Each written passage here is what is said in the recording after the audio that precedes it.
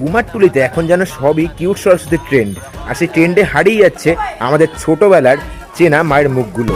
জনমিয়া দেখি নাহি হেন রূপ, জনমিয়া দেখি নাহি হেন রূপ, চাঁদের মুকুর যেন চাঁদের স্বরূপ, পরশিয়া মনোহর চিত্তজনু ছর ছর, মধুকুপি হেরি যথা অবশ্য মধু, পরশিয়া মনোহর চিত্তজনু ছর।